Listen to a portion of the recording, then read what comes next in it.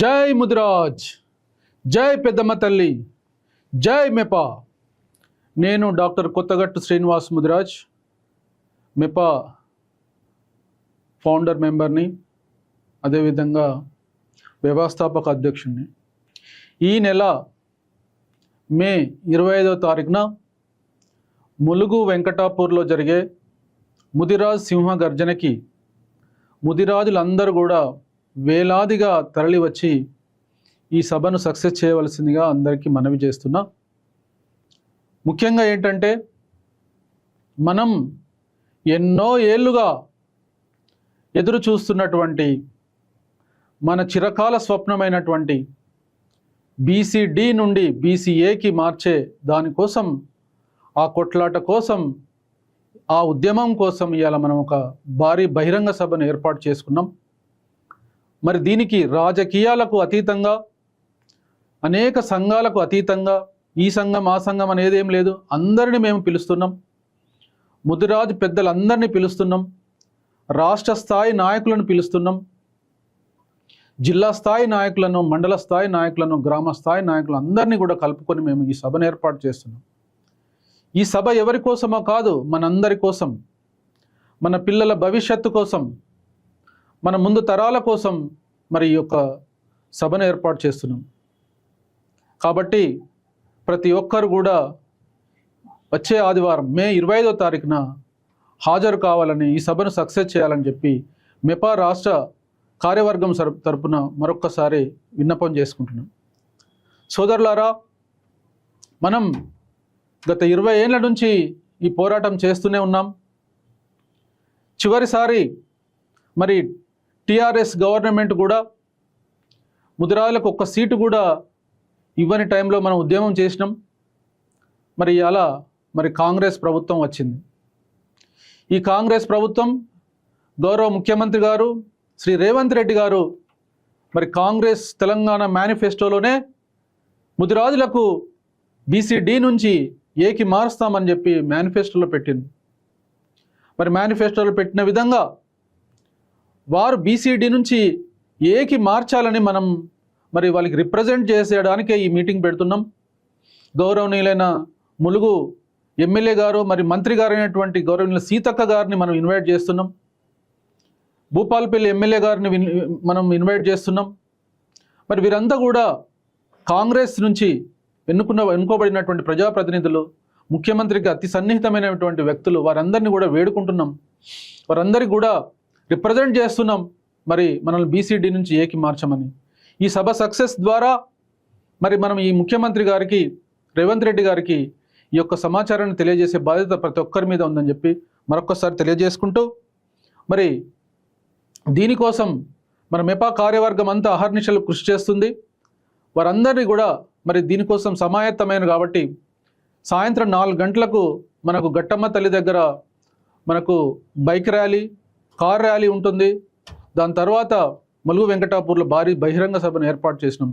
మరి మీరందరూ కూడా కార్యదీక్షతో దీనికి అటెండ్ అయ్యి ఈ సభను సక్సెస్ చేయవలసిగా మరొకసారి తెలియజేసుకుంటాం. మెపా ఆధ్వర్యంలో ఈ నెల 25వ తారీఖు 4 గంటలకి గట్టమ్మ టెంపుల్ దగ్గర నుండి ములుగు మీదుగా వెంకటాపూర్ చేరుకొని 4 గంటలకి అక్కడ మన ప్రోగ్రాం స్టార్ట్ అవుతుంది. ఇది ఎందుకోసమో కాదు, మన ముదిరాజుల ఆత్మగౌరవ సభ. ఎందుకంటే చూస్తూనే ఉన్న పరిణామాలు, ఎన్నో ప్రభుత్వాలు మారుతున్నాయి, కానీ మన బతుకులు మాత్రం మారట్లేదు. మనకు హామీలు ఇస్తున్నారు, నెరవేర్చడం లేదు. మైకులో చెప్పినంత అందంగా నిజ జీవితంలో ఉండట్లేదు మన బతుకులు. మన రాజులం పేరుకి, కానీ కింద చూస్తే బిలో పావర్టీ లైన్ కింద ఉన్న వాళ్ళు చాలామంది ఉన్నారు. ఈ రోజుకి గుడిసెల్లో అన్నం లేకుండా బతికే జాతి మనది ఉంది. ఒకప్పుడు రాజులుగా వెలుగొందాం, కానీ ఈరోజు ఈ రాజకీయ క్రీడలో మనం బిచ్చగాళ్ళుగా బతకవలసిన రోజులు వస్తున్నాయి. వాళ్ళు ప్రతి వాడు మాట ఇస్తున్నాడు వచ్చి.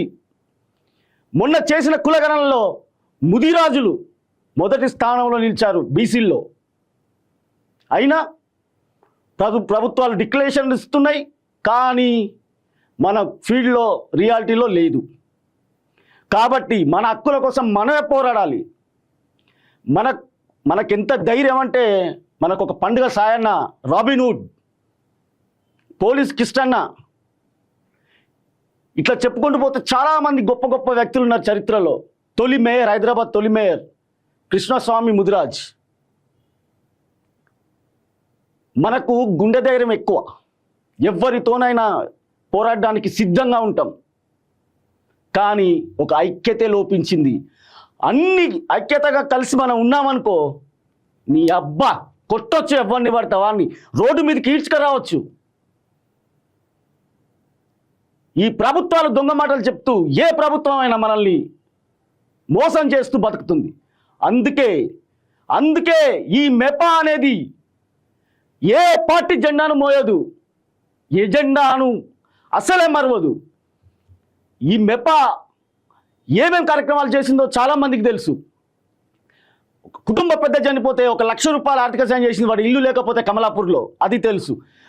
పిల్లలకు ఒక డాక్టర్ ఎంబీబీఎస్ సీట్ వస్తే అక్కడ సాయం చేసింది. పిల్లలకు పుస్తకాలు, పెన్నులు, ఒక ఇల్లు కాలిపోతే అక్కడ ఇల్లు కట్టేయడం జరిగింది. ఇట్లాంటివి ఎన్నో కార్యక్రమాలు చేయడం జరిగింది మెపా. నిస్వార్థంగా ఎవరి దగ్గర 1 రూపాయి తీసుకోకుండా మా ఓన్ మనీ మేము జనరేట్ చేసి, అంటే మేము తలా కొంత వేసుకొని మన జాతి కోసం ఏదో చెయ్యాలి, ఇది పార్టీలకు అతీతంగా పనిచేయాలనే ఉద్దేశంతో ఈ మెపా స్థాపించబడ్డది డాక్టర్ కొత్తగట్టు శ్రీనివాస్ గారి ఆధ్వర్యంలో ఫౌండర్ ప్రెసిడెంట్గా. అలా అంచెలంచెలుగా ఎదుగుతూ ఈరోజు మన జాతి కోసం పోరాడే ఏదన్నా ఉంది అంటే అది ఓన్లీ మెపా. వేరే సంస్థలు ఉన్నాయి చాలా ముదిరాజులవి, కానీ అవి వాళ్లకు జాబు రాగానే మన జాబుల గురించి ఆలోచించడం మర్చిపోతున్నారు. మిత్రులారా, ఇది గుర్తుపెట్టుకోండి. ఒకడు మాట్లాడతాడు ముదిరాజుల గురించి. ఈ ముదిరాజులంటే ఎట్లా ఉంటుందంటే, ఒక పంది మాట్లాడుతుంది, వాడిని కోస్తే ఊరు మొత్తం తినొచ్చు. ఆ పంది మాట్లాడుతుంది ఈటల రాజేందర్ గారి గురించి, ముదిరాజు బిడ్డ గురించి మాట్లాడతాడు, నోటికి వచ్చినట్టు మాట్లాడతాడు. ప్రజలారా గమనించాలి మీరు కూడా. ఎందుకంటే మన దగ్గర కోపం వచ్చినా నా కొడక అంటారు. అది తెలంగాణలో ఏకవచనంతో ఎట్లా పిలుస్తామో అది కూడా ఒక భాష. దాన్ని పట్టుకొని వాడికి ఏదో రాజకీయ పబ్బం కోసం సంగారెడ్డిలో గెలవలేనోడు ఒక బీసీ బిడ్డ మీద ఒక ప్రెస్ మీట్లో పోలీసుని గల్లబట్టి కొట్టినా అని చెప్తాడు రౌడీ షీటర్. వాడు కూడా మాట్లాడే అర్హత ఉంది వాడికి, మన జాతి గురించి, మన బిడ్డ గురించి. అలాగే పిసిసి అధ్యక్షుడు ఆయన మాట్లాడతాడు పెద్ద తోపులాగా.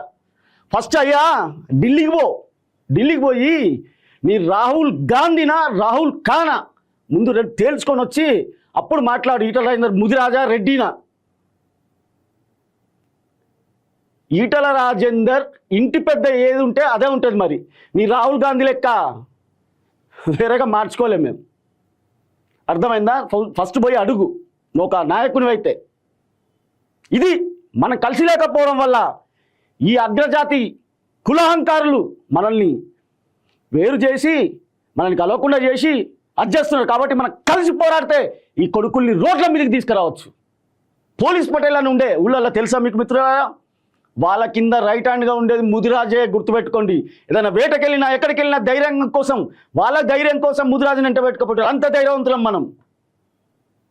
మనం ఎందుకు ఇలా ఉండాలి? ఐక్యతంగా ఎందుకు ఉండట్లేదు? ఐక్యంగా ఉందాం, పోరాడుదాం, ఏది కావాలో అది తేల్చుకుందాం. వాడిని గల్లబట్టి రోడ్డు మీద గుంజుకొచ్చి ప్రభుత్వాలను అయినా సరే మన హక్కుల్ని మనం సాధించుకుందాం.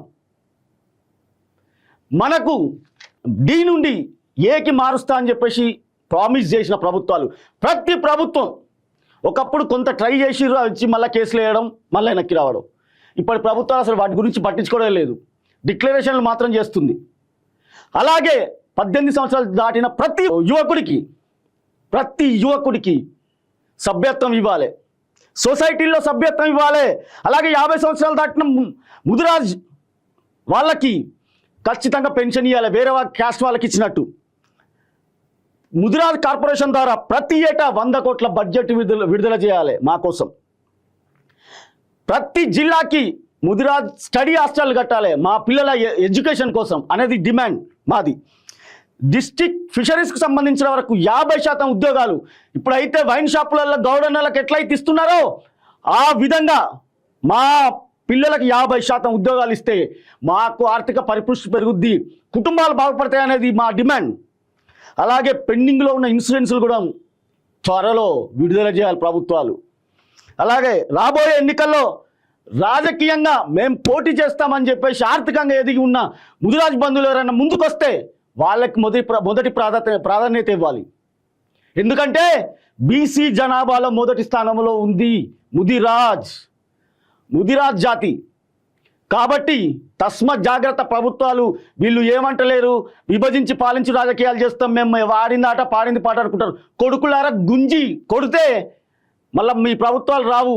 ఎందుకంటే ఈ అగ్రకులాలు వీళ్ళు నిజాం కింద పనిచేసారు కాబట్టి వీళ్ళు ఆ నిజాం పొక్కడే పోతా ఉన్నారు. ఆర్థికంగా పరిపుష్టి పొంది చెప్తున్న నిజాం ఎట్లా అంతరించిపోయిందో అందరికి తెలుసు. మీరు కూడా అంతరించిపోతారు.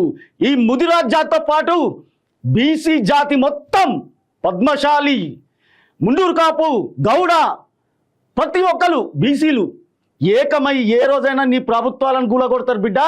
రాబోయేది బీసీ ప్రభుత్వమే, బీసీ ముఖ్యమంత్రి. తస్మాత్ జాగ్రత్త. ఎంతకాలం బీసీలను మోసం చేస్తారు? కాబట్టి మిత్రులారా, మీరు ఖచ్చితంగా ఈ సభకు అటెండ్ అయ్యి మన పౌరుషం ఏందో, మన పవర్ ఏందో ఈ ప్రభుత్వానికి తెలియజేయాలి. ఖచ్చితంగా మీరు ప్రతి ఒక్క ఇంటికి ఎంతమంది ఉంటే అంతమంది హాజరై మొత్తం గ్రౌండ్ మొత్తం నిండి ఇట్లా గల్లు మనాలి, జల్లు మనాలి. వాళ్ళకు మనం గల్లు మనాలి, వాళ్ళు జల్లు మనాలి. జై ముదిరాజ్, జై పెద్దమ్మ తల్లి, జై మెప. హలో ముదిరాజ్, చలో ములుగు వెంకటాపూర్ రామప్ప. ఈ నెల మే 25 ఆదివారం రోజు సాయంత్రం 4 గంటలకు మెప సింహగర్జన మరియు చైతన్య ర్యాలీలో సంఘాలకి అతీతంగా, రాగద్వేషాలకు అతీతంగా, రాజకీయాలకు అతీతంగా ముదిరాజులంతా ఏకమై ఈ సభలో పాల్గొని విజయవంతం చేయాలని అందరినీ కోరుకుంటున్నాము. MEPA Mudiraj employees and professionals association ఆధ్వర్యంలో విద్య, ఉద్యోగ, వ్యాపార, రాజకీయ సాధికారత లక్ష్యంగా గత 5 సంవత్సరాల నుంచి మెప ఎన్నో సామాజిక కార్యక్రమాలు మరియు చైతన్య కార్యక్రమాలు చేస్తుంది. అందులో భాగంగానే ఈ నెల 25న వెంకటాపూర్ వేదికగా కొన్ని ప్రత్యేకమైన డిమాండ్లతో ఈ సమావేశాన్ని, ఈ సభని ఏర్పాటు చేయడం జరిగింది. కావున అందరూ స్వచ్ఛందంగా ఈ సభలో పాల్గొని మన ముదిరాజుల డిమాండ్లని, మన హక్కుల్ని, మన అవసరాల్ని ప్రభుత్వాలకి చేరవేసేలాగా అందరూ పెద్ద సంఖ్యలో పాల్గొని ఈ సభని విజయవంతం చేయాలని ముదిరాజు పేదలందరినీ కూడా కోరుచున్నాము. ముఖ్యంగా ఉమ్మడి వరంగల్ జిల్లాలో ఉన్న ముదిరాజులంతా ఏకమై ఈ సభలో పాల్గొంటే మన వాదం, మన హక్కులు, మన అవసరాలు అన్నీ ఈ సభ ద్వారా మన ప్రభుత్వానికి చేరవేయచ్చు. ముఖ్యంగా ఈ సభని మనం 6 ప్రధానమైన అంశాలతో ఈ సభను పెట్టుకోవడం జరుగుతుంది. అందులో మొదటిది, ఎప్పటి నుంచో ముదిరాజు కొట్లాడుతున్న డిమాండు, ముదిరాజులను బీసీ-డి నుంచి వెళ్ళి బీసీ-డి-ఏలోకి తక్షణమే మార్చాలి. ఇప్పుడు లాస్ట్ టైం మన కామారెడ్డి డిక్లరేషన్లో ఇప్పుడు ప్రస్తుత కాంగ్రెస్ ప్రభుత్వం హామీ ఇచ్చింది, కానీ ఇప్పటివరకు దాని గురించి ఊసే ఎత్తలేదు. అదేవిధంగా 18 సంవత్సరాలు నిండిన ప్రతి ముదిరాజుకు కూడా ఈ సొసైటీలో సభ్యత్వం ఇవ్వాలి. దీని గురించి చాలామంది చాలా రకాలుగా అడుగుతున్నారు, కానీ దీనిపై ఇంకా ఫిషరీస్ డిపార్ట్మెంట్ నుంచి క్లియరెన్స్ రాలేదు. అదేవిధంగా 55 సంవత్సరాలు నిండిన ప్రతి మత్స్యకారుడికి కూడా పింఛన్ ఇవ్వాలి. అదేవిధంగా ముదిరాజుల కార్పొరేషన్ ద్వారా 1000 కోట్ల ఫండ్ని ఇమీడియట్గా కార్పొరేషన్ ఏర్పాటు చేయడం జరిగింది, కానీ ఇప్పటివరకు ఫండ్స్ రిలీజ్ చేయలేదు. సో కావున తక్షణమే ఈ ఫండ్స్ రిలీజ్ చేసి ఆ కార్యక్రమాలు చేయాలి. అదేవిధంగా ప్రతి జిల్లాకి ప్రభుత్వ నిధులతో ముదిరాజ్ స్టడీ హాస్టల్స్ భవనాలు నిర్మించాలి. డిస్ట్రిక్ట్ ఫిషరీస్ సంబంధిత ప్రభుత్వ ఉద్యోగాల్లో మన ముదిరాజులకు 50% కోటా ఇవ్వాలి. అదేవిధంగా గత 2 సంవత్సరాల నుంచి వెళ్ళి మత్స్యకారులకు పెండింగ్లో ఉన్న ఇన్సూరెన్సులన్నీ క్లియర్ చేయాలి. అందులో భాగంగా మొదటిది, ఆఖరిది, రాబోయే ఎన్నికల్లో అన్ని రాజకీయ పార్టీలు పోటీకి సిద్ధంగా ఉన్న ముదిరాజులకు ఖచ్చితంగా సీట్లు కేటాయించాలి. ముదిరాజులు రాజకీయంగా ఎదిగితే మాత్రమే, ముదిరాజులు రాజకీయంగా వస్తే తప్పితే ఈ అధిక జనాభా ఉన్న ముదిరాజులు ఆర్థికంగా ఎదగలేరు. కాబట్టి ఇలాంటి ప్రధాన అంశాల గురించి వెళ్ళి మనం వెంకటాపూర్లో ఈ సభ పెట్టడం జరుగుతుంది. కావున ముదిరాజు పెద్దలు, ముదిరాజు బంధువులు, యువకులు, అమ్మా నాన్నలు అందరూ కూడా ఈ సభలో పాల్గొని ఈ సభను విజయవంతం చేయాలని కోరుచున్నాం. Thank you.